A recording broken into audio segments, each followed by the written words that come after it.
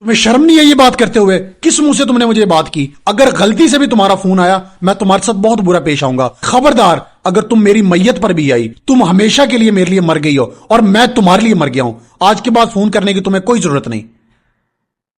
فراز بھی کیا ہوا یار؟ کس سے اتنی سختی بات کر رہے ہو؟ کیا ماجرا ہے؟ کچھ تو بتاؤ یار۔ اور کچھ نہیں یار مولوی، میری بہن ہے، جیسے اس کو پتا چلا نا کہ ہم سب بھائیوں نے آپس میں حصے تقسیم کیے ہیں، اب منہ اٹھا کر حصہ مانگنے آ گئی ہے۔ کہتی ہے کہ میرے حالات خراب ہیں، مجھے کچھ حق دے دو، میرے حصے کے پیسے دے دو۔ یار کون سا حق، کون سا حصہ؟ میں نے اس کو ساری زندگی پالا کھلایا پلایا، تمہیں تو شرم سے ڈوب کے مر جانا چاہیے۔ تم اپنی بہن کے خلاف ایسی باتیں کر رہے ہو، وہ بہن جو تمہارے لیے اتنی قربانیاں دیتی رہی، تم اس کے حق کے دشمن بن گئے ہو۔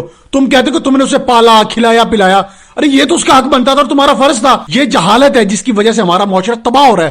تم لوگوں کو تو جوتے مارنے چاہیے جو اپنی بہنوں کے حق پر ڈاکہ ڈالتے ہیں۔ اور مولانا صاحب ہم نے اس کے لیے کیا نہیں کیا، ہر چیز اس کو فراہم کی، اس کی شادی کی، جہیز دیا، اس کا گھر بسوایا۔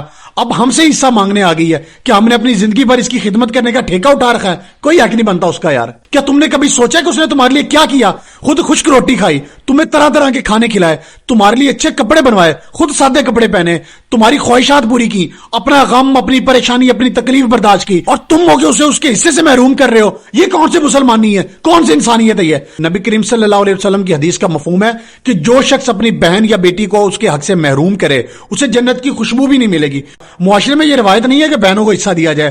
ہم نے اس کی شادی پر اتنا خرچ کیا، کیا وہ سب کچھ ہمارا فرض تھا؟ اسے تو شرم سے مر جانا چاہیے کہ اب آ کر ہم سے حصہ مانگ رہی ہے۔ اور معاشرے کی روایت کو چھوڑو، اللہ سے ڈرو۔ تمہاری بہن نے تمہارے لیے اپنی زندگی قربان کی، خود پریشانیاں برداشت کی، اور تم اسے اس کا حق دینے سے محروم کر رہے ہو۔ کچھ شرم کرو اور اپنی بہن کو اس کا حق دو، اس کا اجر تمہیں اللہ دے گا یار۔ اگر تم اسے اس کا حصہ دے دو گے، اللہ تمہارے رزق کے لیے دروازے کھول دے گا یار۔